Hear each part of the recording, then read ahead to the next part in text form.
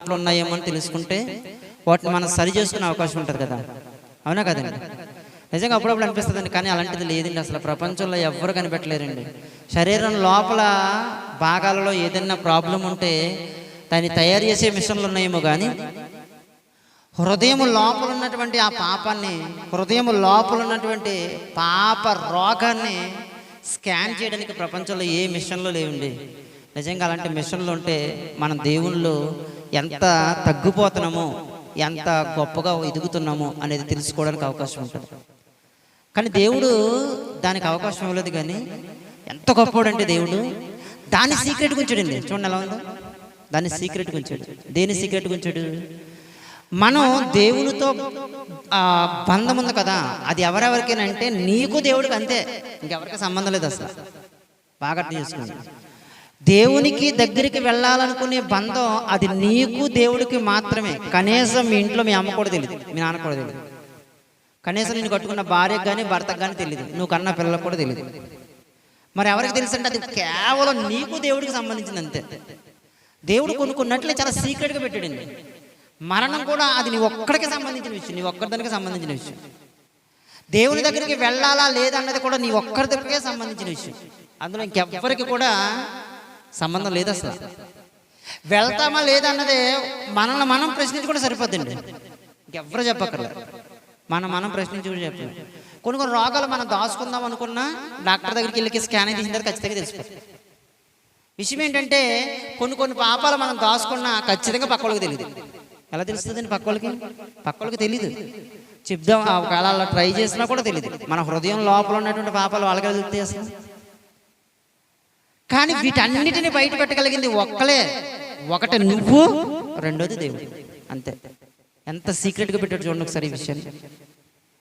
ఇప్పుడు మనం దీన్ని జాగ్రత్తగా ఆలోచించుకుంటూ మనం కూడా ఒకసారి దీనికి సంబంధించినటువంటి రిపోర్ట్ ఎక్కడైనా ఉందా అంటే ఖచ్చితంగా ఉందండి.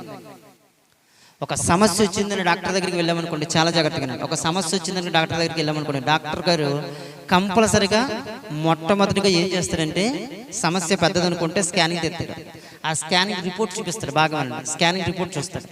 ఆ స్కానింగ్ రిపోర్ట్ చూసిన తర్వాత దాంట్లో ఏవైతే ప్రాబ్లం ఉంది అని అనుకుంటాడో ఆ ప్రాబ్లంను మనతో తెలియజేస్తాడు. తెలియజేసిన తర్వాత ఒకవేళ మీకు అర్థం కావడం చెప్తాను, రోగాన్ని వాళ్ళు 3 స్టేజ్లుగా లెక్కేస్తారండి. వాళ్ళు వైద్యశాస్త్ర పరిభాషలో రోగాన్ని 3 స్టేజ్లుగా లెక్క వేస్తారు. దాన్ని మొదటి స్టేజ్ అంటారు, రెండో స్టేజ్ అంటారు, మూడో స్టేజ్ అంటారు.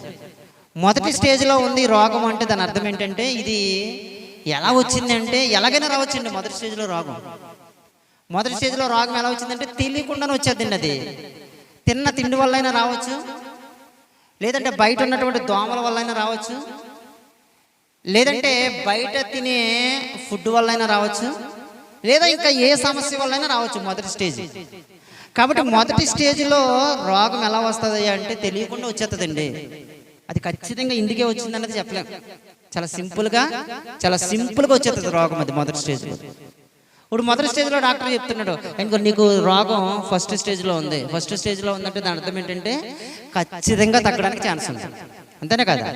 రోగం ఫస్ట్ స్టేజ్లో ఉందంటే దాని అర్థం ఏంటి? తగ్గడానికి ఛాన్స్ ఉంది. రోగం అనేది వచ్చింది కానీ తగ్గడానికి ఛాన్స్ ఉంది. కాబట్టి ఇదిగో ఖచ్చితంగా నువ్వు ఈ మందులు వాడితే, ఇదిగో ఈ ఫుడ్ ఖచ్చితంగా కంటిన్యూగా ఈ ఫుడ్, నేను చెప్పినటువంటి ఫుడ్ మాత్రమే తీసుకుంటే కంపల్సరీగా నీకు తగ్గుతుంది అని చెప్పాడు. సరే అనుకున్నాం, అలా జరిగింది. కొన్ని రోజుల తర్వాత మరలా నొప్పి వస్తుందని మళ్ళీ డాక్టర్ దగ్గరికి వెళ్ళాం. డాక్టర్ ఏం చేశాడంటే, అవునా మళ్ళీ నొప్పి వస్తుందా, సరే మళ్ళీ స్కానింగ్ చేద్దామని స్కానింగ్ చేశాడు. ఈసారి సెకండ్ స్టేజ్లో ఉంది రోగం అని చెప్పాడు. చాలా జాగ్రత్తగా సెకండ్ స్టేజ్లో ఉంది రోగం అని చెప్పాడు. సెకండ్ స్టేజ్లో రోగం ఉందంటే దాని అర్థం ఏంటి చెప్పండి ఒకసారి. ఇక్కడ ఏం కనబడుతుంది? సెకండ్ స్టేజ్లోకి వెళ్ళిందంటే మొదటి స్టేజ్లో మనం మాట వినకపోవడం కనబడుతుంది, అంతేనే కదా? మొదటి స్టేజ్లో మనం ఏంటంటే అలాగే చెప్తారులే అని పట్టించుకోకపోవడం కనబడుతుంది. మొదటి స్టేజ్లో మనం దాన్ని లెక్క చేయకపోవడం కనబడుతుంది. మొదటి స్టేజ్లో మనం దాన్ని ఏం చేస్తున్నామంటే చాలా సింపుల్గా, చాలా ఈజీగా తీసుకున్నామని అర్థమవుతుంది. ఇప్పుడు రెండో స్టేజ్లోకి వెళ్ళిపోయిందంటే డాక్టర్ అంటాడు, ఏంటి రెండో స్టేజ్లోకి వచ్చేసింది, చాలా ఇబ్బందికరమైన పరిస్థితి ఇది, నువ్వు ఎందుకు ఇలా చేసుకున్నావు, కావాలని నువ్వే చేసుకున్నాను ఫుల్గా తిట్టేసి ఇప్పటికైనా సరే సరిగ్గా మందులు గట్ట వాడి ఆ చుట్టగాలతో మానేసి ఆ మందు తాగుతూ మానేసి అవన్నీ మానేతే రెండో స్టేజ్లో నువ్వు బాగుంటావు. లేదంటే మరలా సీరియస్ అవుతుంది అని చెప్పి మరలా కొన్ని మందులు ఇచ్చి కొన్ని వాటిని ఇచ్చి తీసుకుని వెళ్తాడు. ఇప్పుడు ఇంటికి వచ్చిన తర్వాత చాలా జాగ్రత్తగా, ఇవన్నీ ఎందుకు చెప్తున్నారంటే ఇప్పుడు చెప్పే మెసేజ్కి వీటికి సంబంధం ఉంది కాబట్టి చెప్తున్నాను, చాలా జాగ్రత్తగా. ఇవన్నీ మనకు బాగా అర్థమైన తర్వాత తీసుకుని వచ్చిన తర్వాత తెలియకుండానే, బాగా వినండి, తెలియకుండానే మరలా నొప్పి వస్తుందని చెప్పి డాక్టర్ దగ్గర వెళ్ళామనుకోండి, ఈసారి బాగా ఎక్కువ వచ్చేస్తాను తట్టుకోలేకపోతున్నాను వెళ్ళామనుకోండి, డాక్టర్ సరే మరలా స్కానింగ్ తీయించాలని మరలా స్కానింగ్ తీస్తే ఈసారి రోగం 3rd స్టేజ్లోకి వచ్చేసింది అంటే దాని అర్థం ఏంటి చెప్పండి. ఇప్పుడు 3rd స్టేజ్లోకి వచ్చింది. 1st స్టేజ్లోకి వచ్చిందంటే అర్థం ఏంటని చెప్పుకున్నాం. 1st స్టేజ్లోకి వచ్చిందంటే అర్థం ఏంటి? తెలియకుండానే సింపుల్గా వచ్చేసింది. అర్థమైంది? అర్థం కావట్లేదా? 1st స్టేజ్లో ఎలా వచ్చింది? తెలియకుండానే మీరు మాట్లాడకపోతే 1st స్టేజ్లో ఎలా వచ్చింది? తెలియకుండానే చాలా సింపుల్గా వచ్చేసింది. 2వ స్టేజ్లోకి వచ్చిందంటే లెక్క చేయకపోవడం, మాట వినకపోవడం, చెప్పిన దాన్ని పట్టించుకోకపోవడం 2వ స్టేజ్లోకి వచ్చింది. 3వ స్టేజ్లోకి వచ్చిందంటే దాని అర్థం ఏంటి? కావాలని చేసుకున్నాడు అంతే. అంతేనే కాదా? ఎందుకంటే మొదటి స్టేజ్లో వచ్చిందంటే నీకు తెలియకుండా వచ్చిందిలే సర్లే అనుకోవచ్చు. 2వ స్టేజ్లోకి వచ్చిందంటే నేను చెప్పింది నువ్వు పట్టించుకోలేదు అందుకే వచ్చింది అనుకోవచ్చు. 3వ స్టేజ్లో కూడా వచ్చిందంటే దాని అర్థం ఏంటి? ఎన్నిసార్లు చెప్పినా ఇలా మానరు, ఎన్నిసార్లు చెప్పినా ఇలా మానరు అంటే దాని అర్థం ఏంటి? కావాలని తెచ్చుకున్నారు. నువ్వు కావాలని తెచ్చుకున్నావు కాబట్టి మేమేం చేయలేము. ఇంకా దేవుడికి ప్రార్థన చేసుకో, నీకు అవకాశం ఎత్తాడు లేకపోతే మానేస్తాడు. 3వ స్టేజ్ తర్వాత డాక్టర్లు చేతులెత్తారు. ఇంకా మా వల్ల కాదని చేతులెత్తారు. బాగానండి. 3వ స్టేజ్కి వచ్చిన తర్వాత డాక్టర్లు ఏం చేస్తారంటే మా వల్ల కాదని చేతులెత్తారు. చేతులెత్తేసిన తర్వాత పరిస్థితి ఏమవుద్దన్నది మనకే తెలుసు. ఇప్పుడు ఆ విషయాన్ని పక్కన పెడితే ఒక స్కానింగ్ రిపోర్టు ఏం చేస్తుందంటే మన రోగాన్ని గుర్తిస్తుంది. డాక్టర్ ఏం చేస్తున్నాడంటే దాన్ని తగ్గే మార్గం చూపిస్తున్నాడు. ఈ 2 విషయాలు మీకు అర్థం కాగలిగితే ఈ భూమి మీద ఉన్నటువంటి మనం కూడా బ్రతకాలి అంటే లోపల రోగం ఎలా కంట్రోల్ చేసుకోవాలో మనకు తెలియాలి. పరలోకానికి వెళ్ళాలి అంటే లోపల పాపం అనే రోగాన్ని కంట్రోల్ చేయాలి. ఈ పాపం అనే ఇది కూడా రోగమే, ఇది కూడా రోగమే. విషయం ఏంటి అంటే బాగా వినండి, ఈ రోగాన్ని మనుషులు గుర్తించవచ్చు. ఈ రోగానికి మందులు ఉన్నాయి. శరీరం అనే రోగానికి మందులు ఉన్నాయి. శరీరం అనే రోగానికి మనుషులు గుర్తిస్తారు. శరీరం అనే రోగం ఎక్కువైపోతే మనిషి చచ్చిపోతాడు. ఆత్మకు కూడా ఒక రోగం ఉంది. ఆ రోగం పేరేంటంటే పాపం అనే రోగం. బాగా వినండి, ఆత్మకు ఉన్నటువంటి రోగం ఏంటి? పాపం అనే రోగం. ఈ పాపం అనే రోగం కూడా ఎవరు గుర్తిస్తారంటే దీన్ని ఎవ్వరు గుర్తించరండి.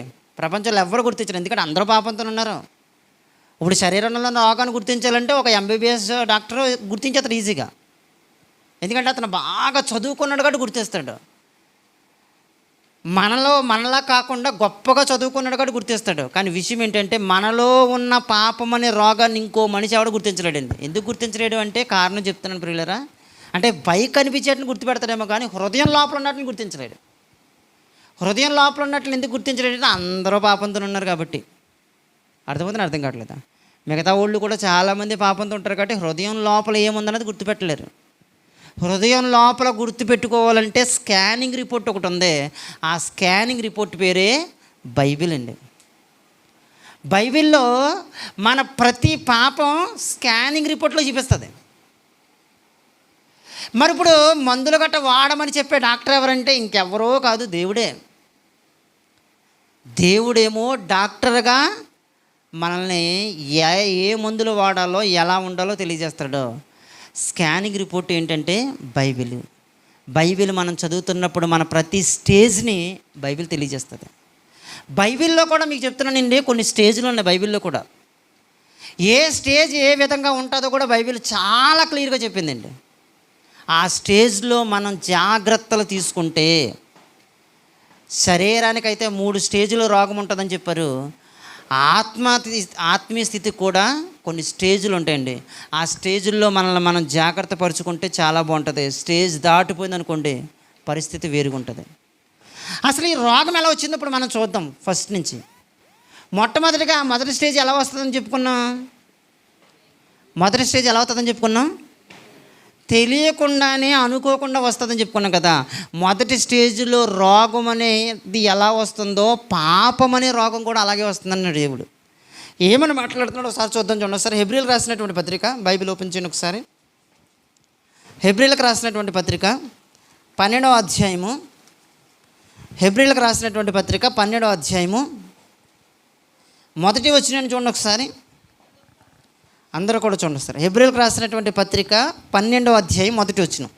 ఎంత గొప్ప సాక్షి సమూహము మేఘము వలె మనలను ఆవరించి ఉన్నందున మనము కూడా ప్రతి భారమును సులువుగా చిక్కులు పెట్టు పాపం అంటండి. పాపం ఎలా వస్తుందంట? సులువుగా చిక్కులు పెడుతుందంటండి. సులువుగా చిక్కులు పెడుతుందంట. అంటే ఎలా వస్తుందయ్యా అంటే తెలియకుండానే వచ్చేస్తుంది నీలోకి అంటున్నాడు. అపోస్తలుడైన పౌలు గారు ఎంత గొప్పగా చెప్తున్నాడు చూడండి దీని గురించి. మన స్కానింగ్ రిపోర్ట్లో చెప్పినట్టుగా ఎంత పర్ఫెక్ట్గా చెప్తున్నాడు చూడండి ఒకసారి. చాలా సింపుల్గా వచ్చేస్తుందండి మనలోకి పాపం. చాలా సులువుగా వచ్చేస్తుందండి మనలో పాపం. చాలా ఈజీగా వచ్చేస్తుందండి మనలో పాపం. మీకు ఉదాహరణకు అర్థం కావడం చెప్తానండి. అందరి దగ్గర కూడా పడుకునే ముందు సెల్ ఉంటుంది. అందరి దగ్గర కూడా ప్రారంభంలో ఏం చేస్తామంటే కొత్త సెల్ కొనుక్కున్నాం కాబట్టి ఏమనుకుంటామంటే జస్ట్ పడుకునే ముందు దాన్ని అలాగలా కదుపుతూ ఏయో సరదాగా అలాగలా చూస్తూ పక్కన పెట్టేసి పడుకునే అలవాటు ఉంటుంది. జాయిగా అది ఎక్కడికి వెళ్ళిపోద్దంటే అసలు రాత్రి సెల్ పక్కన లేకపోతే నిద్ర పట్టలేని స్టేజ్కి వెళ్ళిపోయారు చాలామంది. ఖచ్చితంగా కంపల్సరీగా ఏంటంటే పడుకునే ముందు సెల్ నొక్కకుండా నిద్ర అట్టదు. అసలు కంపల్సరీగా పడుకునే ముందు సెల్ నొక్కు అంటే ఆ స్టేజ్ వరకు వెళ్ళిపోతుందంటే ఇది స్టార్టింగ్ ఎలా ఉందంటే చాలా సింపుల్గానే ఉంది.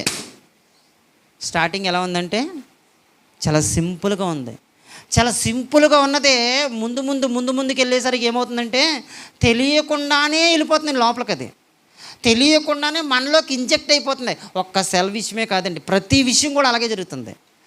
ఏ పాపమైనా కూడా ఎలాగ వెళ్తుందంటే తెలియకుండానే చాలా సింపుల్గా వెళ్ళిపోతుంది అంతే. అందుకే 3వ అధ్యాయంలో కూడా ఒక మాట చెప్తారు చూడండి ఒకసారి. 3వ అధ్యాయంలో కూడా హెబ్రీలకు రాసిన పత్రికలోనే 3వ అధ్యాయం 15 వచనం చూడండి ఒకసారి. 3వ అధ్యాయం 15 వచనం. 3వ అధ్యాయం 15 వచనం అందరూ కూడా మీ హృదయములను కఠినపరచుకొనకుడని ఆయన చెప్పాడు. ఎప్పుడు కూడా మన హృదయం ఎలా ఉండాలంటే కఠినంగా ఉండకూడదండి. చాలామంది హృదయాలు ఏమైపోయినాయి తెలుసండి? కఠినమైపోయినాయి. చాలా జాగ్రత్తగానండి. కఠినం ఎలాగైపోతాయండి? ప్రారంభంలో చాలా మెత్తగానే ఉంటుంది కదండి అందరి హృదయాలు కూడా. ప్రారంభంలో చాలా మంచిగానే ఉంటాయి కదండి అందరి హృదయాలు కూడా. ప్రారంభంలో సొలొమోను గారిని చూడండి ఒకసారి. ఎలా ఉన్నాడు తెలుసా? ప్రారంభంలో దేవుని కోసం ఎంత రోషంగా బ్రతికినటువంటి వ్యక్తి, దేవుని కోసం దేవాలయాన్ని కట్టించినటువంటి వ్యక్తి, దేవుని కోసం ఎన్నో చేసినటువంటి వ్యక్తి. ప్రారంభంలో బాగానే ఉందండి. తర్వాత ఏదో చిన్న చిన్నగా స్టార్ట్ అయినటువంటి ఆయన పతనం, ఆయన వృద్ధాప్య దశలోనికి వచ్చేసరికి దేవుడు రాజుల మొదటి గ్రంథంలో అంటాడు 11వ అధ్యాయంలో, ఆయన వృద్ధాప్యంలోకి వచ్చేసరికి నీ తండ్రి అయినటువంటి దావీదు హృదయం వల్ల నీ హృదయం నా ఎదుట సరిగ్గా లేదు అనేసాడు. అంతే. ఎంత గొప్పగా బ్రతికాడండి. మొట్టమొదటి బంగారు దేవాలయం నిర్మించినటువంటి ఆయన చిన్న వయసులోనే దేవుడికి ప్రార్థన చేసుకుని చిన్న వయసులోనే దేవుని ద్వారా వరాన్ని పొందుకున్నాడండి. పాత నిబంధన గ్రంథంలో దేవుని ద్వారా వరాన్ని పొందుకున్న వాళ్ళు ఎవరైనా ఉన్నారంటే ఇంకెవరున్నారండి? సొలొమోను గారు ఉన్నారండి. ఏ వరం అది? ఒకటి డబ్బు దేవుడిచ్చాడు, రెండోది జ్ఞానం దేవుడే ఇచ్చాడు. దేవుని ద్వారా వరాలను పొందుకున్నటువంటి వ్యక్తి తన జీవితం ఏమైపోయిందంటే పతన స్థితిలోకి వెళ్ళిపోయింది. అలా ఎలా అయిపోయిందయ్యా అంటే రాత్రికి రాత్రి జరిగిపోతుంది. ఏది కూడా బాగా వినండి, రాత్రికి రాత్రి అన్నీ అయిపోవు. మరి ఏం జరుగుతుంది అంటే కొంచెంగా పడిపోవడం. ఒక రోజు ఏమైపోతుందంటే హృదయం కఠినమైపోతుంది. బంగారు దేవాలయాన్ని కట్టినటువంటి ఆయన అమ్మోను దేవతలకు, మోయాబు దేవతలకు, మెల్కోము అనే దేవతకి, అస్తారోత్ అనే దేవతకి, సిదోనీల దేవతకి, వీళ్ళందరికీ కూడా గుళ్ళు కట్టించాడు. తెలుసా మీకు? ఎలా ఉందో చూడండి సరే. దేవుని కోసం దేవాలయాన్ని కట్టించిన ఆయనే సిదోనీల దేవతలకు, మోయాబీల దేవతకు, మెల్కోము దేవతకు, అస్తారోతు దేవతకు, వీళ్ళందరి దేవతలకు కూడా గుళ్ళు కట్టించాడు. మళ్ళా అంతలా ఎలా అయిపోతారండి? కొంచెంగా దశని హీన స్థితిలోనికి తీసుకుని వెళ్ళిపోతుంది. మన జీవితం కూడా అదే జరుగుతుందండి. చాలా జాగ్రత్తగా ఆలోచించండి. మనం కూడా ఒకప్పుడు ఎలాగుండేవాళ్ళము అంటే, మన జీవితం నిజంగా ఒక రేంజ్లో ఉండిద్దండి. దేవుని కోసం ఏదైనా చెయ్యాలి, దేవుని కోసం ఎలాగైనా బ్రతకాలి, దేవుని కోసం ఎలాగైనా ఉండాలి. కానీ ఏం జరుగుతుందంటే తెలియకుండానే అప్పుడప్పుడు నైట్ ప్రార్థన చేసుకోకుండా పడుకోవడం అలవాటు అవుతుంది. అప్పుడప్పుడు అది అలా కంటిన్యూ అయిపోతుంది అంతే. అప్పుడప్పుడు ఉదయం లేచి ప్రార్థన చేసుకోకుండా ఉండడం అలవాటు అవుతుంది, అది అలా కంటిన్యూ అయిపోతుంది అంతే. అప్పుడప్పుడు బైబిల్ మానేయడం అలవాటైంది, అది అలా కంటిన్యూ అయిపోయింది అంతే. అంటే అప్పుడప్పుడు మానింది ఇప్పుడు ఏమైపోయిందంటే హృదయం కఠినమైపోయింది. చాలామంది జీవితాల్లో ప్రార్థన లేని జీవితాలు కనబడుతున్నాయి. చాలామంది జీవితాల్లో బైబిల్ చదవలేని జీవితం కనబడుతుంది. చాలామంది జీవితాల్లో దేవుని కోసం ఉపవాసం చేయడం మానేసిన జీవితాలు కనబడుతున్నాయి. చాలామంది జీవితాలు గట్టిగా మాట్లాడి చెప్తానండి, ఒక అరగంట సేపు మోకరించే పరిస్థితి లేదండి. మోకాళ్ళ మీద అరగంట సేపు ఉండాలంటే తర్వాత వెంటనే డాక్టర్ గారు వచ్చి లేపాల్సిన పరిస్థితి వచ్చేస్తుంది. చాలామంది జీవితాల్లో కాళ్ళు సహకరించట్లే, శరీరం సహకరించట్లే, మోకాళ్ళ ప్రార్థన సహకరించట్లే. కారణం ఏంటయ్యా అంటే దశ కఠినమైపోయింది. అర్థమవుతుంది? అర్థం కావట్లేదు. కఠినం చేసుకున్నాం, తెలియకుండానే కఠినం చేసుకున్నాం. మనల్ని మనం తెలియకుండానే కఠినపరిచేసుకున్నాం హృదయాల్ని. అదే మాట్లాడుతున్నారు ఇక్కడ. మీ హృదయాలను కఠినపరచుకోకండి. ఎందుకు కఠినపరచుకోకూడదయ్యా అంటే ఆయన చెప్పెను గనుక పాపము వలన కలుగు భ్రమ చేత. చాలండి. అంటే పాపం ఎలా కలుగుతుందో తెలుసండి? ఒక భ్రమ. చాలా సింపుల్గా అండి, ఇది ఒక భ్రమలాగా వెళ్ళిపోతుందండి అంతే. ఏమంటే ఇదిగో ఈ పని చేద్దాం అనుకోండి, ఏముందండి, ఇది చిన్నదే కదండి, ఇది జస్ట్ అలా చేసి అలా మానేస్తాం అంతే. దాంట్లో ఏముంది? ఏదో టీవీ అలా జస్ట్ అలా చూసి మానేస్తాం, దాంట్లో ఏముంది? ఇదిగో పలాంటి జస్ట్ అలా చూసి మానేస్తాం, దాంట్లో ఏముంది? భ్రమ ఏం చేస్తుందంటే జస్ట్ అలా చూసి మానేతామండి, జస్ట్ అలా చేసి మానేతామండి. ఏదో అలా చూడటంలో ఏముందని చెప్పండి ఒకసారి. ఏదో అలా చూడడంలో ఏముంది, అలా చేయడంలో ఏముంది, అందులో ఏముందండి, చాలా సింపుల్గా వదిలేసుకుంటామండి అనుకుంటున్నాం. భ్రమ. అదే చెప్తున్నాడు పౌలు గారు. భ్రమ చేత, పాపము వలన కలుగు భ్రమ చేత. భ్రమ కలుగుతుంది మనకి తెలియకుండానే. ఆ భ్రమ చేత ఏమైపోతుందంటే తెలియకుండానే రోగం మనలోకి ఇంజెక్ట్ అయిపోతుంది. తెలియకుండానే శరీరానికి మొదటి స్టేజ్లో రోగం ఎలా వచ్చింది అంటే తెలియకుండానే వచ్చేస్తుందండి. అది ఏమో ఎక్కడో ఫుడ్ తినుంటాం, ఆ ఫుడ్లో ఏదో ప్రాబ్లం వచ్చి ఉంటుంది, వచ్చేసిందండి. ఏమో ఎక్కడికో వెళ్ళి ఉంటాం, అక్కడ ఏదో దోమలు కుట్టుంటే ఆ దోమల వల్ల వచ్చేసిందండి. అది నాకు తెలియదండి, ఎలా జరిగిందో తెలియదు. అవును, నీకు నిజంగా తెలీదు, తెలియకుండానే జరుగుతుంది. పాపం కూడా తెలియకుండానే ఇంజెక్ట్ అవుతుంది. కాబట్టి దేవుడు ఈ స్టేజ్లో ఏం చేస్తున్నాడు అయ్యా అంటే విషయం చెప్తున్నాడు, చాలా జాగ్రత్తగానండి. మొదటి స్టేజ్లో డాక్టర్ దగ్గరికి వెళ్ళినప్పుడు డాక్టర్ ఏం చేస్తున్నాడంటే స్కానింగ్ రిపోర్ట్ చూపిస్తున్నాడు. ఇప్పుడు మనం ఏం చేసామంటే స్కానింగ్ రిపోర్ట్ చూసాం. ఇప్పుడు మనం స్కానింగ్ రిపోర్ట్ ఏంటి అంటే ఇదిగో నీలోకి పాపం ఎలా వచ్చిందో తెలుసా అని చెప్తున్నాడు దేవుడు. ఇదిగో స్కానింగ్ రిపోర్ట్లో ఏం జరిగిందో తెలుసా? పాపం నీలో ఇంజెక్ట్ అయ్యింది. ఎలా ఇంజెక్ట్ అయ్యిందంటే తెలియకుండానే ఇంజెక్ట్ అయ్యింది. ఆ విషయం చెప్పాడు. మరి ఇప్పుడు ట్రీట్మెంట్ ఏంటి ప్రభు అంటే ట్రీట్మెంట్ చెప్తున్నాడు చూడండి ఒకసారి. మొదటి స్టేజ్లో కాబట్టి ట్రీట్మెంట్ చాలా సింపుల్గా ఉంటుంది. ట్రీట్మెంట్ ఏంటి ప్రభు అని దేవుడిని మనం అడిగితే దేవుడు ఆ ట్రీట్మెంట్ని చెప్తున్నాడు. ఒకసారి చూద్దాం చూడండి ఒకసారి. ఆదికాండం 4వ అధ్యాయము 6వ వచనం ఒకసారి చూడండి ఒకసారి. అందరూ కూడా చూడండి ఒకసారి. ఆదికాండం 4వ అధ్యాయము 6వ వచనం. యెహోవా కయీనుతో నీకు కోపమేలా, ముఖము చిన్నబుచ్చుకున్నవేమి, నీవు సత్క్రియ చేసిన ఎడల తల ఎత్తుకొనవా, సత్క్రియ చేయని ఎడల వాకిట పాపము పొంచి ఉండును, నీ ఎడల దానికి వాంఛ కలుగును, నీవు దానిని ఏలుదువు. చాలండి. ఏం చెప్తున్నాడు అంటే ఇక్కడ చాలా సింపుల్గా చెప్తున్నాడు. కయ్యేను నీకు కోపం వచ్చిందయ్యా అంతే. మొదటి స్టేజ్లో ఎలా వచ్చిందయ్యా అంటే నువ్వు పలానా ఏరియాలోకి వెళ్ళుంటావో అక్కడ దోమగుట్టు ఉంటుంది అంతే. నువ్వు పలానా ఫుడ్ తినుంటావో ఆ ఫుడ్ వల్ల వచ్చింది అంతే. నీకు పలానాది ఏదో చేసుంటావో దానివల్ల వచ్చింది అంతే. సేమ్ దేవుడు కూడా అది చెప్తున్నాడు. ఇదిగో నీకు మొదటి స్టేజ్లో నీకు ఎలా వచ్చింది అంటే అది చాలా సింపుల్గా వస్తుందని ముందు చెప్పాడు. ఎలా వచ్చిందయ్యా అని అడుగుతుంటే ఏం లేదు, నీకు కోపం వచ్చింది అంతే. కోపం వస్తే కోపం వలన ఏమవుతుందంటే బయట ఒకటి వెయిట్ చేస్తుంది. ఏంటి దాని పేరంటే రోగం. రోగం అనేది బయట వేయించేస్తుంది. దానికి ఏంటో తెలుసా, నీలోకి రావాలని చాలా కోరుకుంది. దానికి నీలోకి రావాలని చాలా కోరుకుంది. బయట ఉన్నటువంటి రోగం నీలోకి రావాలనుకుంటుంది. ఆ రావాలనుకుంటుంది ఏం చేస్తుందో తెలుసా? వెయిట్ చేస్తుంది. నేను ముందే చెప్తున్నాను, మాటలతో చెప్తున్నాను, నువ్వేం చేస్తావు తెలుసా? ఇదిగో జాగ్రత్తగా ఉండు కయ్యను అని చెప్పాడు దేవుడు. జాగ్రత్తగా ఉండు కయ్యను, ఇదిగో నీ ఎడల దానికి వాంఛ కలుగును. ఒకవేళ నువ్వు గనక దాన్ని పట్టించుకోవడం మానేసావంటే అది నీ లోపలికి వస్తుంది, నేను నేల్తుంది. అది బయట ఉంది. రోగం కూడా బయట నుంచే వస్తుందండి. రోగము బయట నుంచే వస్తుంది, పాపం అనే రోగం కూడా బయట నుంచే వస్తుంది. అది మనలో పుడతలే, బాగా అర్థం చేసుకోండి, మనలో పుడతలే. పాపం అనే రోగం బయట నుంచే వస్తుంది, శరీరానికి ఉన్నటువంటి రోగం కూడా బయట నుంచి వస్తుంది. ఈ రెండు కూడా బయట నుంచి మనలోకి రావడానికి ప్రయత్నం చేస్తున్నాయి.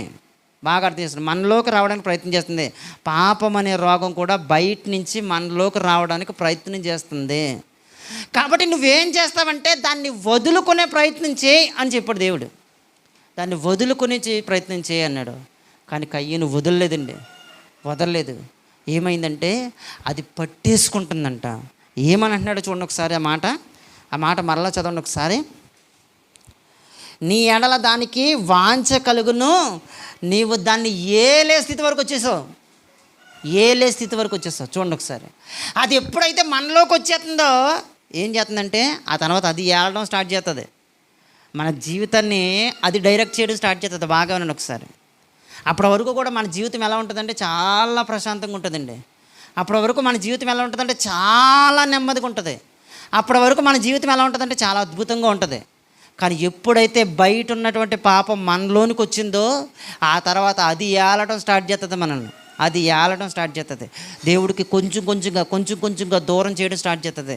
స్వార్థాన్ని అలవాటు చేస్తుంది, అసూయని అలవాటు చేస్తుంది, ఇంకొకళ్ళ మీద ఈర్ష్యని అలవాటు చేస్తుంది, పగని అలవాటు చేస్తుంది, ద్వేషాన్ని అలవాటు చేస్తుంది, అందరినీ నీకు శత్రువుని చేస్తుంది, సమాజాన్ని నీకు శత్రువుని చేస్తుంది.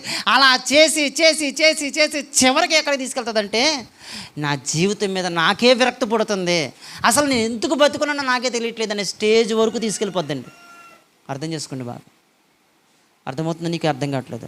మొదటి స్టేజ్ నుంచి లాస్ట్ స్టేజ్ ఏంటో తెలుసా? దాని లాస్ట్ స్టేజ్ నా జీవితం మీద నాకు విరక్తి పడుతుంది అనిపిస్తుంది. మీలో చాలామందికి ఎప్పుడైనా అలా అనిపిస్తుంటే కనుక అర్థం చేసుకోండి ఒకసారి. నేను అసలు ఎందుకు పుట్టాను నాకే అర్థం కావట్లేదండి. నా జీవితం ఏంటో, నా బ్రతుకేంటో నాకే అర్థం కావట్లేదు. నా మీద నాకే చిరాకు వస్తుంది. అప్పుడప్పుడు అనిపిస్తుంది చచ్చిపోతే బాగుంటారు బాబు అనిపిస్తుంది. జీవితం మీద విరక్తి పుట్టేస్తుంది నాకు అసలు. ఈ ఆలోచనలు రప్పించడానికి కారణం ఏంటో తెలుసా? మొదటి స్టేజ్ నుంచి అక్కడికి తీసుకెళ్ళటమే దాని పని. బాగా అర్థం చేసుకోండి. రోగం మనిషిలోకి ఎంటర్ అయినప్పుడు దాని ప్రభావం ఏంటో తెలుసా? 3వ స్టేజ్ వరకు తీసుకెళ్ళాలి. 3వ స్టేజ్ వరకు తీసుకెళ్ళిన తర్వాత డాక్టర్ ఏమంటాడంటే నా వల్ల కాదు, తీసిపోవడం ఇంకింటికి. ఎన్ని రోజులు బతుకుంటాడో గ్యారంటీ లేదు, ఎప్పుడు చనిపోతాడో తెలియదు, ఇంకా మినిమం రోజుల్లోనే చచ్చిపోవచ్చు. నా వల్ల కాదు, తీసుకెళ్ళిపోండి, నేను ఏం చేయలేను అంటాను. ఏ డాక్టర్ దగ్గరికి వెళ్ళినా సరే చేతులు ఎత్తారు, నా వల్ల కాదు, మీరు ఎన్ని డబ్బులు ఖర్చు పెట్టినా మీ వల్ల అవుతాం, తీసుకెళ్ళిపోండి. అది ప్రారంభం చాలా సింపుల్గా వచ్చింది. ఎలా వచ్చిందో తెలియదండి ప్రారంభం. దాని ముగింపు మన చావు అండి, ముగింపు. ఇది నీకు అర్థమైతే ఆత్మకు పట్టిన పాపం అనే రోగం కూడా ప్రారంభం తెలియకుండా వచ్చేస్తుందండి. చాలా సింపుల్గా తెలియకుండా వచ్చేసిందండి. దాని ముగింపు ఏంటి చెప్పండి ఒకసారి? జీవితం మీద విరక్తి పుట్టి చావాలనిపిస్తుందండి. అది ముగింపు. శరీరానికి రోగం వచ్చేది కూడా చావు దాకా తీసుకెళ్ళడానికే, ఆత్మకు రోగం వచ్చేది కూడా చావు దాకా తీసుకెళ్ళడానికి. వీటి పనే నిన్ను పతనం చేయడం. కానీ మనకు తెలియట్లేదు, అంతే. అది మనకు తెలియట్లేదు. మనం ఏమనుకుంటామంటే చాలా సింపుల్గా చెప్తాను చూడండి సార్. మనం ఏమనుకుంటామంటే చాలామంది అండి బాప్తీసం తీసుకోవచ్చు కదంటే, బాప్తీసం అంటే మామూలు విషయం కాదండి. ఏంటో తెలుసా? కట్టేయడం అనుకుంటున్నాం అంతే. కట్టడం కాదండి, విడిపించడం. కట్టడం ఏంటో తెలుసా? ఇదిగో శరీరానికి కలుగుతున్నటువంటి రోగం మనిషిని కట్టేయడం. అందులో మనం ఏమనుకుంటాం తెలుసా? స్వేచ్ఛను కోరుకుంటున్నాం అంతే. అందులో స్వేచ్ఛ ఉందండి. తినడంలో స్వేచ్ఛ ఉంది, తాగడంలో స్వేచ్ఛ ఉంది, తిరగడంలో స్వేచ్ఛ ఉంది. ఇందులో ఎంజాయ్ ఉందనుకుంటున్నాం అంతే. ఎంజాయ్ కాదు, నిన్ను దాంట్లో కట్టేస్తుంది అంతే. మరి స్వేచ్ఛ ఎక్కడుందో తెలుసా?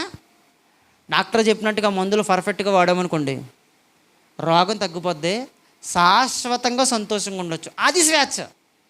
కానీ మనకేమనిపిస్తుందంటే డాక్టర్ ఏంటంటే బాబు అంతమాట మందులు అంటాడు, అంతమాట ఇది తినకూడదు అది తినకూడదు అంటాడు, ఇదిగో ఎక్కడికి వెళ్ళకూడదు అక్కడికి వెళ్ళకూడదు అంటాడు.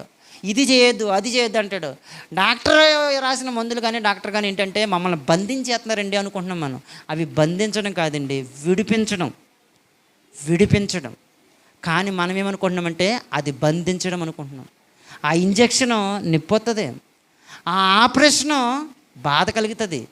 కానీ ఆపరేషను, ఇంజక్షన్ ఇవన్నీ కూడా మమ్మల్ని బంధించేయడం అనుకుంటున్నాం. కానీ బంధించడం కాదండి, అవన్నీ కూడా విడిపించడం. మరి బంధించడం ఏంటంటే తిరగడం బంధించడం, తాగడం బంధించడం, ఎంజాయ్ చేయడం బంధించడం. ఈ వీటిని మనం బంధించడం కాదనుకుంటున్నాం మనం, అంతే. ఇవి బంధించడం కాదనుకుంటున్నాం, నిజానికి అవే బంధించడం. అసలు బంధించడం ఏంటి అంటే అవే. కానీ స్వేచ్ఛనిచ్చే వాటిని మనం బంధించడం అనుకుంటున్నాం, బంధించే వాటిని స్వేచ్ఛనిచ్చేవనుకుంటున్నాం. ఇక్కడే మనం అందరం కూడా భ్రమపడుతున్నాం. బైబిల్ అది చెప్తుంది. ఎంత వండర్ఫుల్గా వివరిస్తుందో చూడండి ఒకసారి. భ్రమపడుతున్నారు. పాపము వలన కలుగు భ్రమది. అందులో స్వేచ్ఛ ఉందనుకోవడం భ్రమ, అందులో ఆనందం ఉందనుకోవడం భ్రమ, అందులో తిరగడం ఉందనుకోవడం భ్రమ. అసలైన స్వేచ్ఛ ఎక్కడుందో తెలుసా? ఆయన అంటాడు, ఆయన ఇచ్చే రక్షణ ఈ స్వాతంత్ర్యము అంటాడు.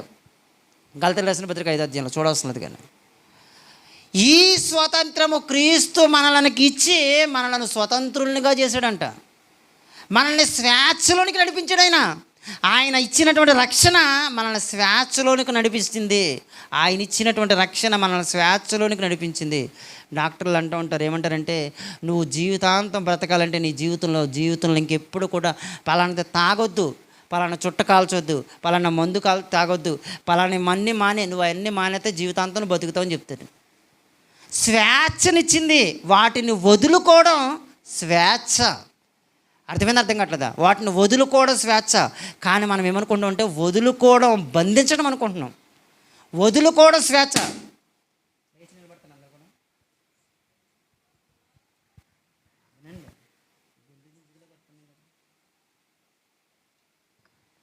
స్వేచ్ఛనివ్వడానికి, వదులుకోవడానికి, బంధించడానికి తేడా మనకు అర్థమైనప్పుడే మన జీవితం చాలా అద్భుతంగా ఉంటుందండి.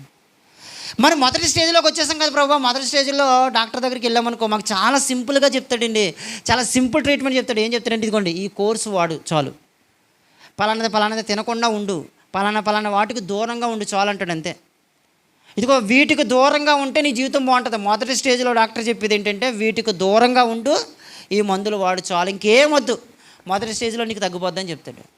దేవుడు కూడా ఎంత వండర్ఫుల్గా చెప్తున్నాడో ఒకసారి చూద్దాం. చూడండి ఒకసారి తిమోతికి రాసినటువంటి 2వ పత్రిక, స్పీడ్గా చూడనా. తిమోతి గారికి రాసినటువంటి 2వ పత్రిక 2వ అధ్యాయం 22వ వచనం. తిమోతి గారికి రాసినటువంటి 2వ పత్రిక 2వ అధ్యాయం 22వ వచనం. నీవు యవనేచ్ఛల నుండి పారిపో. రెండో స్టేజ్లో దేవుడు చెప్పినటువంటి, మొదటి స్టేజ్లో దేవుడు చెప్పినటువంటి మాట ఏంటంటే యవనేచ్ఛల నుండి పారిపో. డాక్టర్ కూడా ఏం చెప్తారు చెప్పండి సరే. మొదటి స్టేజ్లోకి వచ్చినప్పుడు ఇదిగో వీటికి దూరంగా పారిపో, ఇదిగో వీటికి నువ్వు చేయకోకుండా దూరంగా ఉండు. వీటికి దూరంగా ఉన్నావంటే నువ్వు మొదటి స్టేజ్లో బాగుపడిపోతావు.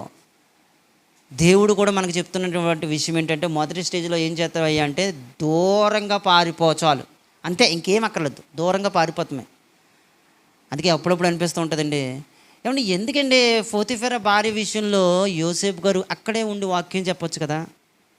ఆయన ఏమన్నా జ్ఞానం తక్కువైనోడా, వాక్యం తెలియనోడా, తనను తాను కంట్రోల్ చేసుకోలేనంత స్థితిలో ఉన్నాడా? అక్కడే కూర్చొని ఆవిడకి సరైన మాటలు 2 మాటలు చెప్తే ఆవిడ జీవితాన్ని మార్చుకుంటుంది కదా. ఆవిడ జీవితం మారిందనుకోండి, లూదియా గారు మారడం వల్ల కుటుంబాన్ని రక్షించుకున్నట్టుగా ఆవిడ కూడా మారితే కుటుంబాన్ని రక్షించుకు అంత పెద్దవరకు ఎక్కలెక్కలొద్దండి. దేవుడు ఏం చెప్పాడంటే అంతవరకు వద్దు నాన్న, నువ్వు అక్కడి నుంచి పారిపో చాలు. ఎందుకో తెలుసా? ఒక్క మాట బాగా గుర్తుపెట్టుకోండి. సాతాను గడిని మనం చాలా సింపుల్గా అనుకుంటామండి, మనం చాలా సింపుల్గా అనుకుంటాం.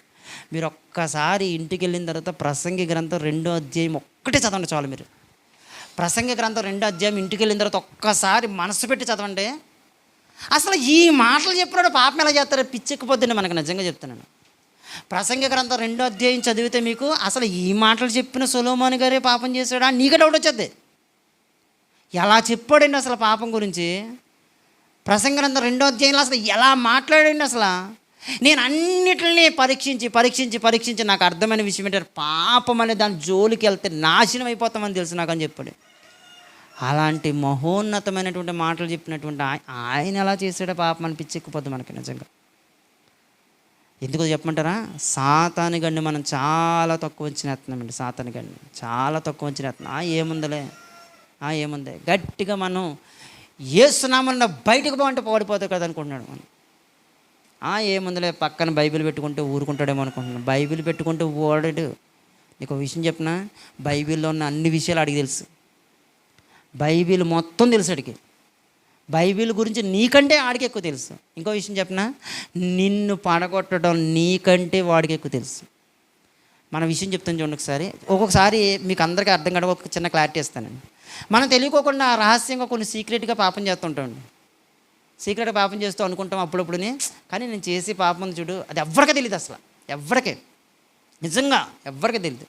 సీక్రెట్గా చేసేటువంటి పాపాలు ఎవ్వరికే తెలియదు అంటే అది నీ గొప్పతనం అనుకుంటున్నావా? అస్సలు కాదండి. విషయం చెప్పినా, సీక్రెట్గా నిన్ను పాపం చేసిన ఎవ్వరికి తెలియకుండా ఆ పాపాన్ని దాసేది సాతానుగాడే. ఎవ్వరికి దొరకకూడదు, నువ్వెవ్వరికి దొరకకూడదు. ఎందుకో తెలుసా?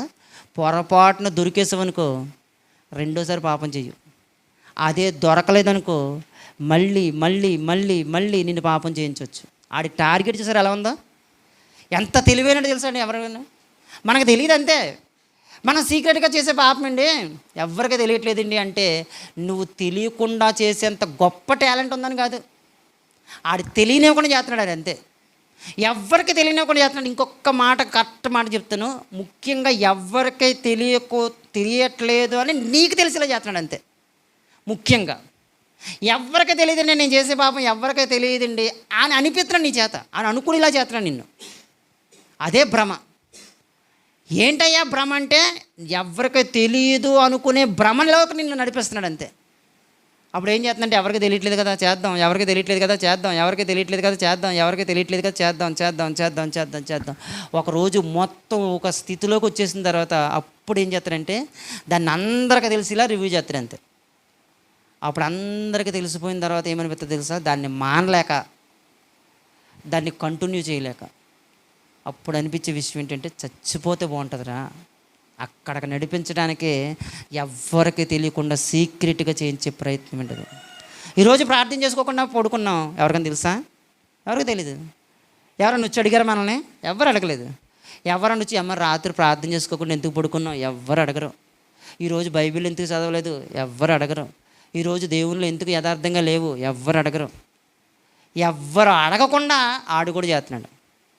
పోన్లే ఈరోజు బాగా నీరసంగా ఉంది కదా, ఏమొద్దులే, ఒక్కరోజుకి ఏమొద్దు, రేపొద్దున ఇది అది రెండు కలిపి రేపొద్దున చేద్దుగా అనిపిస్తాడు అంతే. రేపొద్దున ఏమనిపిస్తాడంటే నిన్న ఎలాగా ఇబ్బందిగానే ఉన్నావు కదా, ఈరోజు కూడా చెయ్యి, ఏమొద్దు. ఆ తర్వాత నుంచి జాయిగా ఏముందిలే వదిలే, మొత్తానికి బయటికి తీసుకొచ్చేయడం అంతే. మొత్తం బయటికి తీసుకొచ్చేసిన తర్వాత ఒక్కసారి వెనక్కి తిరిగి చూస్తే ఏం కనపడదు, అంతా కూడా చీకటి రోజులే. మరలా దాని దగ్గరికి వెళ్ళలేక, జీవితాన్ని ముందుకు తీసుకెళ్ళలేక మన జీవితం నాశనం వైపు నడవడం తప్ప ఏముండదండి. అందుకే ముందుగానే దేవుడు చెప్పిన మాట ఏంటంటే పారిపో అన్నాడు అంతే. పారిపో, అక్కడ ఉండొద్దు, అసలు నువ్వు అక్కడ ఉండొద్దు. నువ్వేదో అనుకుంటున్నావేమో కానీ ఏదో అనుకున్న జరగదు అక్కడ. నీకంటే చాలా బలవంతుడాడు, నీకంటే చాలా బలవంతుడాడు.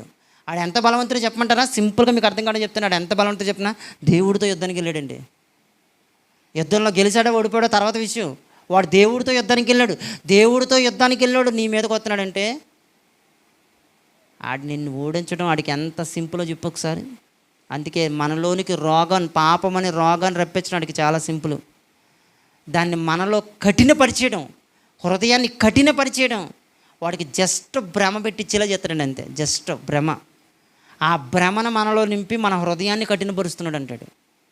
ఎప్పుడైతే భ్రమలోకి వెళ్ళి హృదయం కఠినమైపోతుందో తెలియకుండానే థర్డ్ స్టేజ్లోకి వెళ్ళిపోతాం మనం, తెలియకుండానే. అదే చెప్తున్నట్టు. అందుకే మొదటి స్టేజ్లోనే మీరు ఏం చేస్తారంటే పారిపోండి పారిపోండి పారిపోండి. ఎంత అద్భుతంగా చెప్పిందో చూడండి ఒకసారి. ఫస్ట్ స్టేజ్ అయిపోయింది. సెకండ్ స్టేజ్ ఏంటి ప్రభువా? ఫస్ట్ స్టేజ్లో మనం వినలేదు, పారిపోమన్నా సరే పారిపోకుండా అక్కడే ఉన్నాం.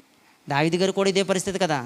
ఆ బత్షెబా గారి విషయంలో డాబా మీద చూసినప్పుడు అక్కడి నుంచి వెంటనే కిందకు పారిపోయి ఉండటం అయితే గొడవ లేకపోతుంది అసలు. కానీ కిందకు పారిపోకుండా ఏం చేశాడంటే ఆవున్నే ఇంటికి రప్పించుకున్నాడు అంతే. ఆవున్నే ఇంటికి రప్పించుకుంటే పరిస్థితి ఏం జరిగిందన్నది మనకు తెలుసు. మన జీవితం కూడా ఎలా జరుగుతుందో పరిస్థితి ఏంటనేది మనకు తెలుసు. ఇప్పుడు నెక్స్ట్ ఏం జరుగుతుందో సెకండ్ స్టేజ్లో చూద్దాం ఒకసారి. సామెతల గ్రంథం తిండి బైబిల్ ఓపెన్ చేసి సామెతల గ్రంథము 13వ అధ్యాయము, సామెతల గ్రంథం 13వ అధ్యాయము 21వ వచనం చదవండి ఒకసారి. అందరూ కూడా చూడండి ఒకసారి. సామెతల గ్రంథం 13వ అధ్యాయము 21వ వచనం. కీడు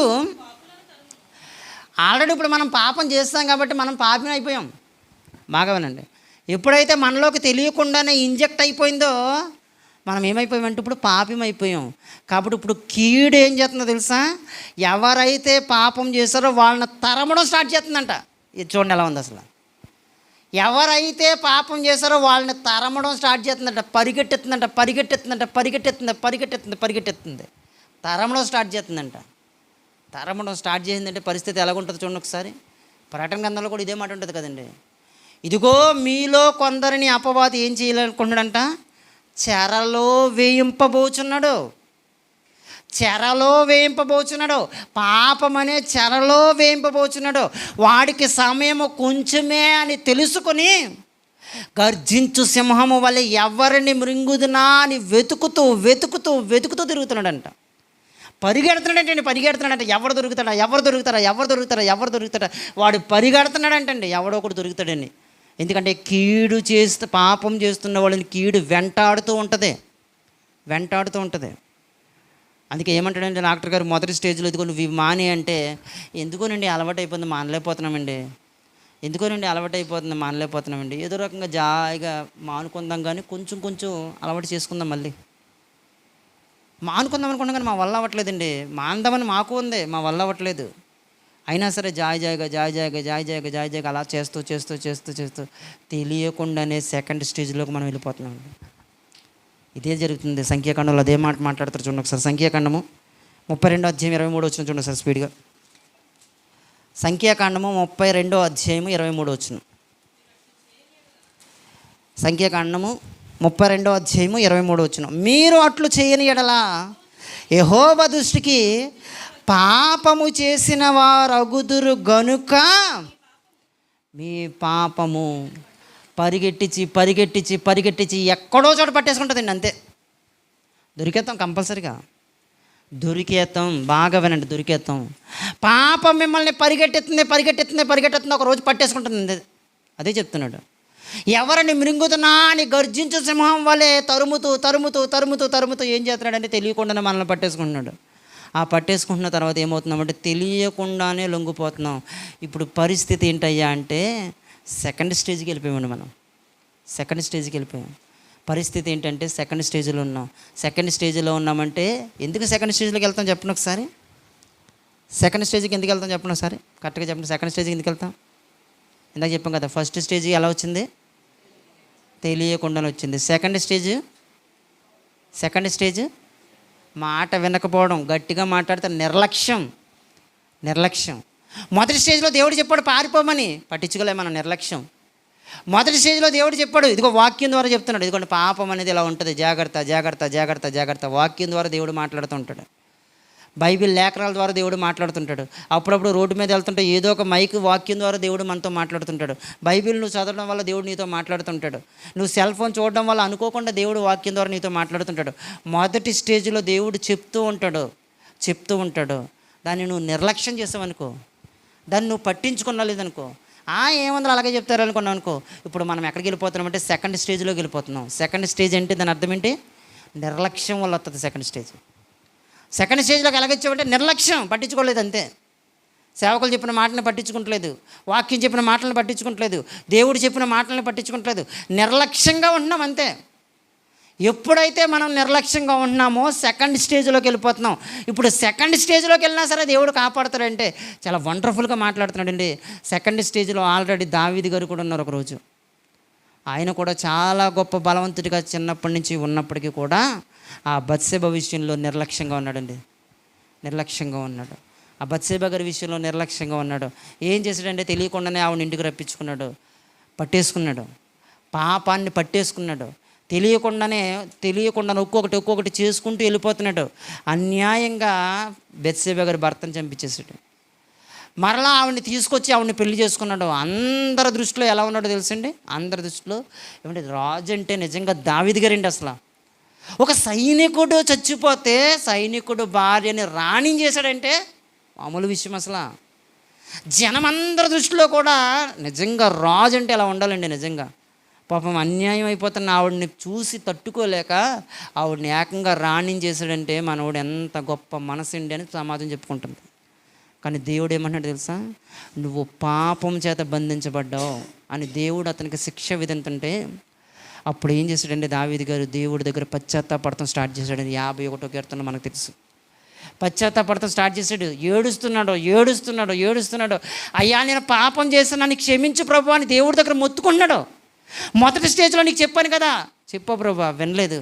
మరి రెండో స్టేజ్కి వచ్చావని చెప్తే రెండో స్టేజ్లో ఖచ్చితంగా డాక్టర్ దగ్గరికి వెళ్తే ఖచ్చితంగా తిడతాడు. ఫస్ట్ సార్ నీకు చెప్పినప్పుడు ఎందుకనలేదు నువ్వు? అవి చేసావా? చేశానండి. నేను చేయను ట్రీట్మెంట్ పోతలుగా అంటాడు. అంతే, నేను ట్రీట్మెంట్ చేయను. నీకు ఫస్ట్ సారి చెప్పినప్పుడు ఎందుకని లేదు? అయ్యా సారీ, అయ్యా తప్పు అయిపోయింది, క్షమించండి ఇంకెప్పుడు చేయను అని రెండో స్టేజ్లో మనం ఎలాగైతే డాక్టర్ని బతిమాలుకుంటామో దావీదు గారు కూడా రెండో స్టేజ్లోకి వెళ్ళాడన్నప్పుడు దేవుడిని బతిమాలు కూడా స్టార్ట్ చేశాడు.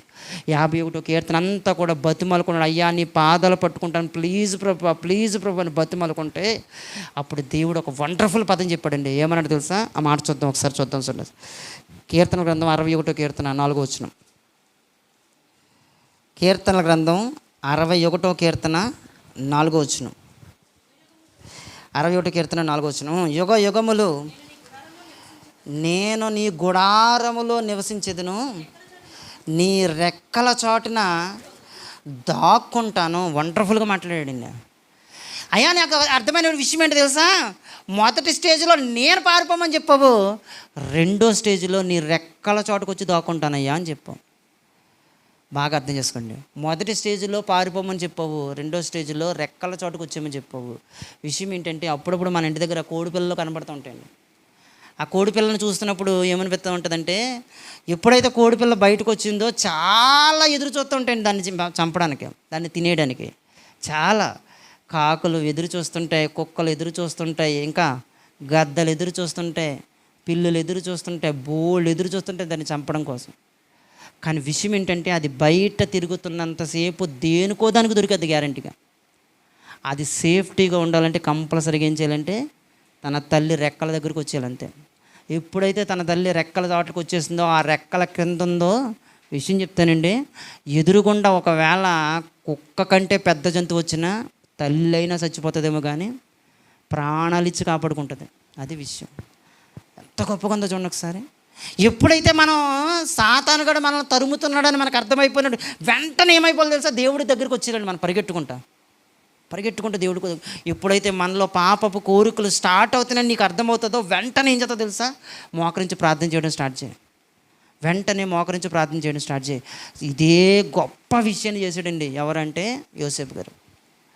ఆ పోతీఫెర భార్య ఇదిగో నాతో పాపం చేస్తావా చేయవా అన్నప్పుడు దేవుడికి విరోధంగా నేను ఎలా చేయగలను చెప్పు అన్నాడు. దేవుడికి విరోధంగా ఎలా చేయగలనంటే ఎక్కడికి వెళ్ళిపోయాడు అంటే దేవుడి దగ్గరికి వెళ్ళిపోయాడు. నా రెక్కల చోటుకి, దేవుడి దగ్గర రెక్కల చోటుకి వెళ్ళిపోయాడు. ఎలా చేస్తాను చెప్పు ఒకసారి. నాకు అన్నిటిలోనే అధికారం ఉంది కానీ నీ మీద అధికారం నాకు ఇవ్వలేదు నీ భర్త. ఇంత గొప్ప పాతకాన్ని నా దేవుని ఎదుట నేను ఎలా చేస్తాను అని చెప్పాడు. వెంటనే దేవుని ఎదుట ఎలా చేస్తాను. రెండో విషయం అదే సందర్భం చెప్తున్నాను, తప్పిపోని కుమారుడి జీవితం కూడా అలాగే అయిపోయిందండి. మొత్తం అన్నిటిని వదిలేసుకున్నాడు, తన జీవితాన్ని నాశనం చేసుకున్నాడు. ఏంటయ్యా పరిస్థితి అంటే తన తండ్రి రెక్కల చోటుకి వెళ్ళిపోయాడండి. తన తండ్రి రెక్కల చోటుకి వెళ్ళిన తర్వాత తన జీవితం మారిపోయిందండి. మొత్తం తన జీవితం మారిపోయింది. డాక్టర్ కూడా అదే చెప్తుంటాడు, నేను చేయని ట్రీట్మెంట్ సెకండ్ స్టేజ్కి వచ్చింది, నేను చేయని ట్రీట్మెంట్ అంటాడు.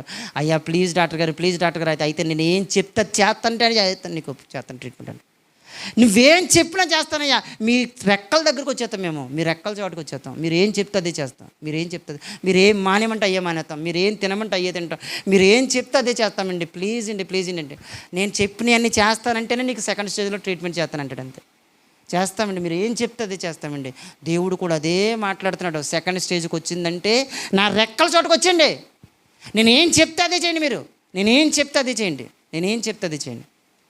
ఎప్పుడైతే మనం ఆయన రెక్కల చోటుకి వెళ్ళిపోయి ఆయన చెప్పిన ప్రతీది చేసుకుంటూ వెళ్తామో రెండో స్టేజ్లో ఖచ్చితంగా దేవుడు మనల్ని రక్షిస్తాడండి. స్టేజ్ దాటిపోతే పరిస్థితి ఏంటి?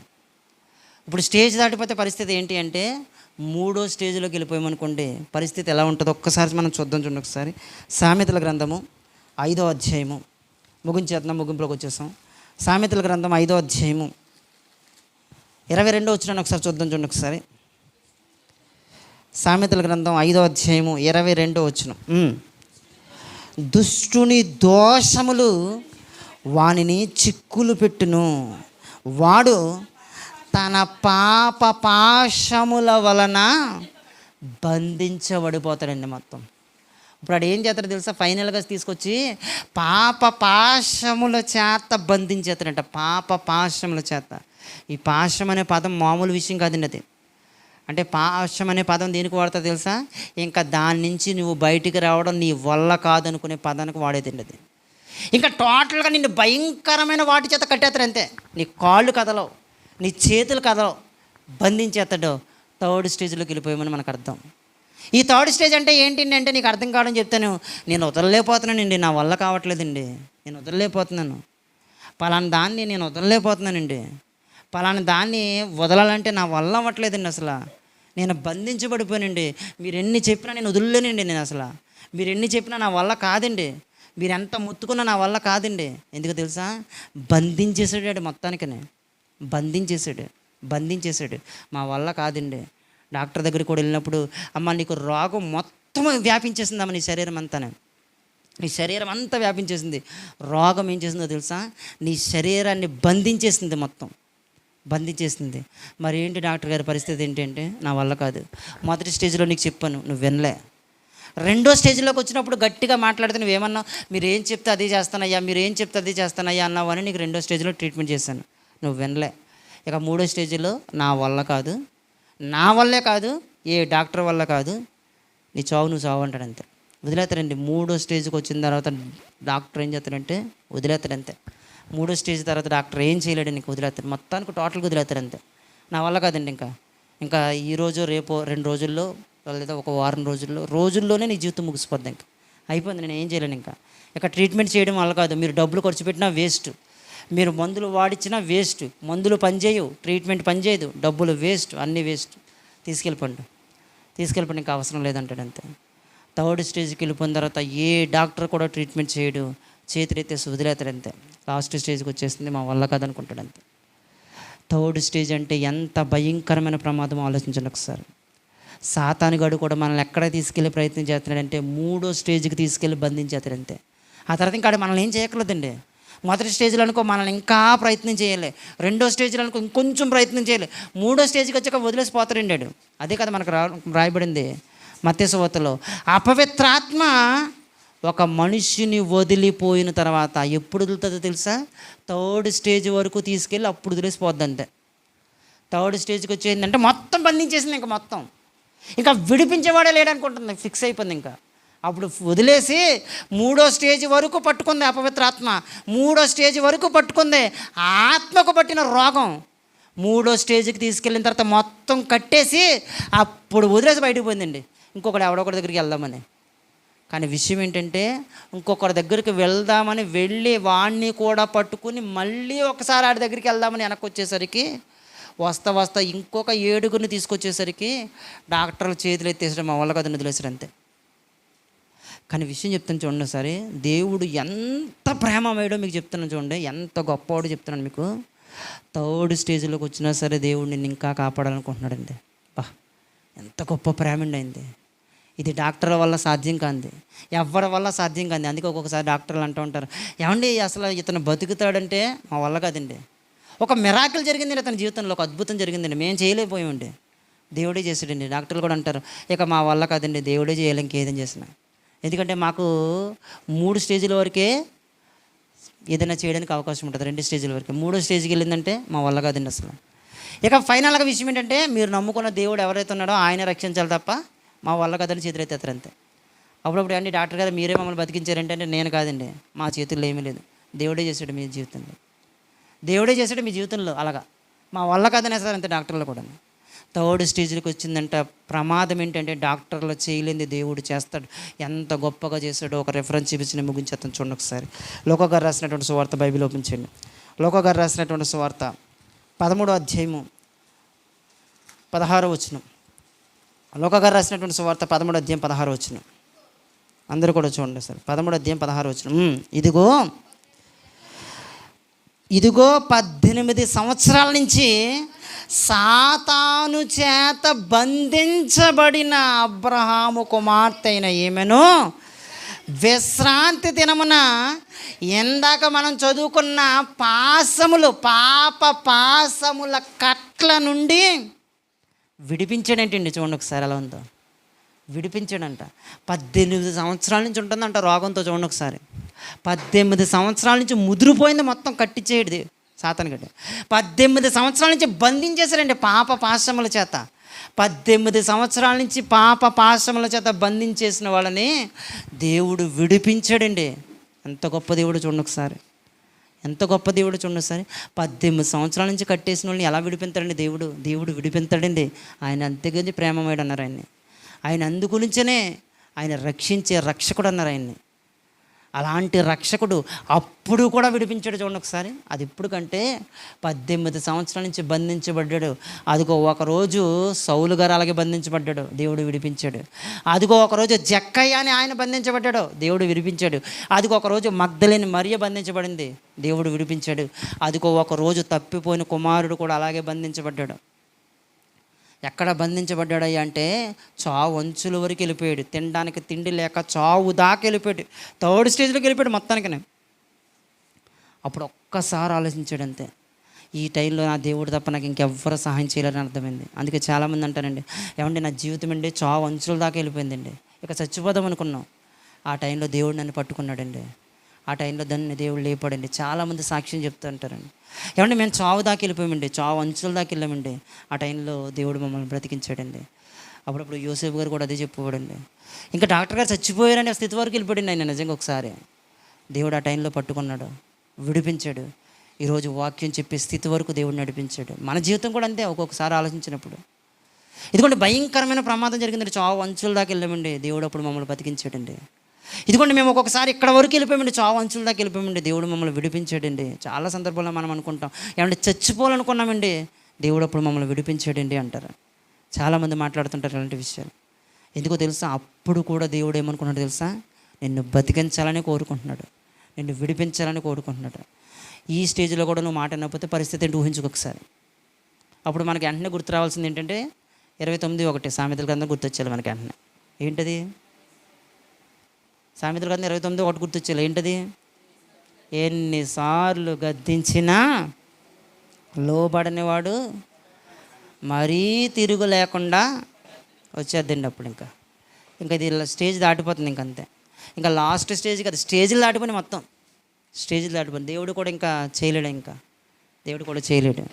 అప్పుడు ఏం చేస్తాడంటే దేవుడు ఇంకా చంపడానికి తప్ప ఇంకేమీ ఉండదు అవకాశం. అంతేనే కాదండి, విషయం చెప్తాను చూడండి ఒకసారి, బాగా చెప్తాను చూడండి ఒకసారి.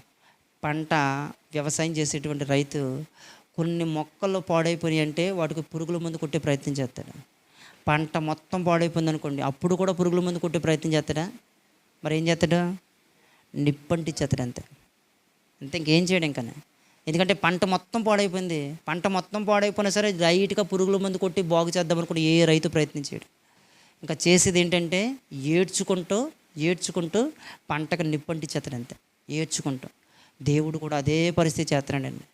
మనల్ని ఎన్నోసార్లు రక్షించాలని అన్ని ప్రయత్నాలు చేసినా, నేను ఇంకా మీకు చాలా సింపుల్గా 3 స్టేజ్లు అండి 4 స్టేజ్లు అండి చెప్పాను. ఒక్కసారి నీ జీవితంలో ఒకసారి ఆలోచించుకుని, కొన్ని లక్షల అవకాశాలు ఇచ్చాడు దేవుడు ఈరోజు నీకు నాకు. కొన్ని లక్షలు, ఒక స్టేజ్ కాదు 2 స్టేజ్లు కాదు, కొన్ని లక్షల సార్లు అవకాశం ఇచ్చాడు దేవుడు. అయినా సరే ఇంకా పాపం చేసుకుంటూ వెళ్ళిపోతుంటే దేవుడు ఇంకా చేయాల్సిన పని ఏంటి తెలుసా? ఏడ్చుకుంటూ చేయాల్సిన పని ఏంటి తెలుసా? అంటించేయడం అంతే. ఆ స్టేజ్ వరకు మనమే తెచ్చుకుందామా, లేదా మన జీవితాన్ని మనం మార్చుకుందామా అన్నది ఒక్కసారి ప్రశ్నించుకోండి. ఇప్పుడు నీకు అర్థం అవ్వాలి. ఇప్పుడు మొత్తం చెప్పంగా నీకు అర్థం అవ్వాలి. నీకేం అర్థం అవ్వాలంటే, ఇప్పుడు స్కానింగ్ రిపోర్ట్ నువ్వే తీసుకో. అర్థమైంది? అర్థం కావట్లేదా? ఇప్పుడు స్కానింగ్ రిపోర్ట్ నువ్వే తీసుకో, నీ స్కానింగ్లో నీకు ఏమవుతుందో నీకే తెలిసిపోద్ది. శరీర రోగానికి అనుకో స్కానింగ్ తీసుకుంటే డాక్టర్ దగ్గరికి వెళ్ళాలి, డాక్టర్ చెప్పాలి, అప్పుడు తెలియాలి. కానీ ఇప్పుడు విషయం ఏంటి తెలుసా, నీకే తెలిసిపోద్ది, ఇప్పుడు అర్థమైపోద్ది. నువ్వు ఫస్ట్ స్టేజ్లో ఉన్నావా, సెకండ్ స్టేజ్లో ఉన్నావా, థర్డ్ స్టేజ్లో ఉన్నావా. ఫస్ట్ స్టేజ్లో ఉన్నావు అనుకుంటే పారిపోవు చాలు. లేదండి నేను సెకండ్ స్టేజ్కి వచ్చేసాను అనుకుంటే అయితే పరిగెట్టుకుంటే నువ్వు దేవుడి దగ్గరికి వచ్చే. లేదండి మూడో స్టేజ్ వరకు వచ్చేసానండి అనుకుంటే దేవుడు ఇప్పుడు కూడా నిన్ను రక్షించడానికి సమర్థుడిగా ఉన్నాడు కాబట్టి ఆయన్ని గట్టిగా పట్టుకో. నువ్వు నిన్ను పాపం ఎంత గట్టిగా పట్టుకుందో దేవుణ్ణి నువ్వు అంత గట్టిగా పట్టుకో. అప్పుడు మూడో స్టేజ్లో కూడా నువ్వు విడిపెత్తావు. అయినా సరే నా వల్ల కాదండి అంటావా, ఇంకా అంతే, జీవితం ముగిసిపోవడం తప్ప ఏముండదు. ఏం చేయాలో నిర్ణయం మనం తీసుకుందాం. ప్రార్థన చేసుకుందాం. తల ఉంచుకోండి, ప్రతి ఒక్కరు తల ఉంచుకోండి, మోకరించండి, ప్రార్థన చేసుకుందాం. శాశ్వతమైన ప్రేమతో మమ్మల్ని ప్రేమించిన మా ప్రియ పరలోకమందున మా కన్న తండ్రి, ఘనుడు అయిన మా దేవ, మీ ఘనమైన శ్రేష్టమైన నామమునకు వందనములు స్తోత్రములు చెల్లించుకుంటున్నాం తండ్రి. ఎంతవరకు తండ్రి మీ లేఖనాల్లోంచి తండ్రి కొన్ని అమూల్యమైనటువంటి సంగతులను సందర్భాలను గురించి దేవా మీరు మాట్లాడారు తండ్రి. నీకు వందనములు ప్రభు. తండ్రి మా జీవితం సులువుగా చిక్కులు పెడుతుందో తండ్రి, పాపం తెలియకుండానే చిక్కులు పెడుతుంది తండ్రి పాపం. ఆ పాపంలోనికి తండ్రి మేము కూడా తెలియకుండానే ప్రవేశించేస్తున్నాం ప్రభు. మమ్మల్ని మేము సరి చేసుకునే మహాభాగ్యాన్ని మాకు దయచేయండి తండ్రి. మా జీవితాలని తండ్రి తిరిగి వెలిగించుకునే మహాభాగ్యాన్ని మాకు దయచేయండి ప్రభు. దుష్టుడు మమ్మల్ని ఎప్పుడు కూడా తండ్రి పట్టుకోవడానికి ప్రయత్నం చేస్తున్నాడు. ఈరోజు కొన్ని స్టేజ్ల గురించి మాకు తెలియజేయించారు ప్రభు. మేము ఏ స్థితిలో ఉన్నామో మమ్మల్ని మేము ప్రశ్నించుకోవడానికి, పరీక్షించుకోవడానికి సహాయాన్ని దయచేయండి ప్రభు. ఆ స్థితిలో తండ్రి ఏ విధంగా బయటికి రావాలో, బయటపడాలో కూడా తండ్రి మమ్మల్ని మేము సరి చేసుకునే మహాభాగ్యాన్ని మీరు మాకు అనుగ్రహించమని కృపతో జ్ఞాపకం చేసుకోమని తండ్రి. గతించినటువంటి వారమంతా కూడా తండ్రి అయ్యా తెలుసో తెలియకో ఏమైనా అపరాధాలు చేస్తుంటే మన్నించమని, మరలా ఈరోజు తండ్రి ప్రారంభ రోజు ప్రభు, ఆదివారం, ఈ ప్రారంభ రోజు మొదలుకొని తండ్రి మరలా ఆదివారం ప్రారంభ రోజు వచ్చేంత వరకు కూడా తండ్రి మా జీవితాలని దేవ వెలిగించుకోవడానికి, బ్రతికించుకోవడానికి కృప దయచేయమని తండ్రి. ఎప్పుడు కూడా తండ్రి మేము మండుతూ ఉండాలి తప్ప తండ్రి చల్లారిపోతే బ్రతుకులు నాశనం అయిపోతాయి అని తండ్రి గ్రహించుకునే హృదయాలను మాకు దయచేయండి తండ్రి.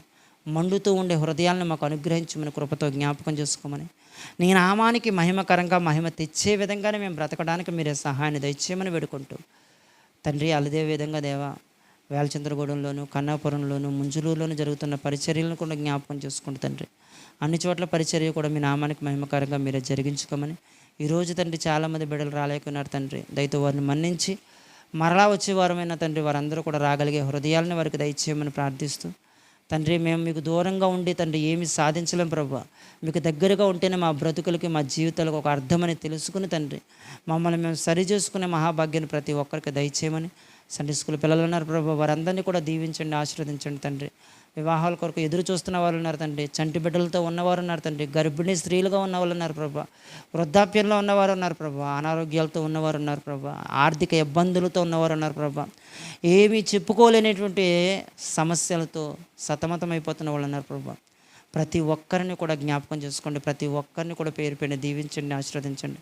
ప్రతి ఒక్కరికి కూడా మీరు సహాయాన్ని, సహకారాన్ని అందించమని బాధలు పడి బ్రతిమలాడుకుంటూ మీ ప్రయాణంలో తండ్రి బయలుదేరి వెళ్ళుచుండగా కూడా వారి ప్రయాణంలో కూడా మీరు తోడు కాపుదల దయచేయమని కృపతో జ్ఞాపకం చేసుకోమని కోరుకుంటూ క్రీస్తు యేసు వారి ఉన్నతమైనటువంటి నామం పేరిట ఈ ప్రార్థన మనవులను సమర్పించుకుంటున్నాం పరమ తండ్రి, ఆమేన్. మన కన్న తండ్రి అయినటువంటి దేవుని ప్రేమయు, మన రక్షణకర్త అయినటువంటి యేసుక్రీస్తు ప్రభు వారి యొక్క కృపయు, పరిశుద్ధాత్మ దేవుని యొక్క ఆదరణ, సహవాసము సదాకాలము మనందరికీ తోడై నీడైండి నడిపించునుగాక. ఆమేన్. అందరికీ వందాలండి. కొన్ని ప్రకటనలు ఉన్నాయండి, ఆ ప్రకటనలు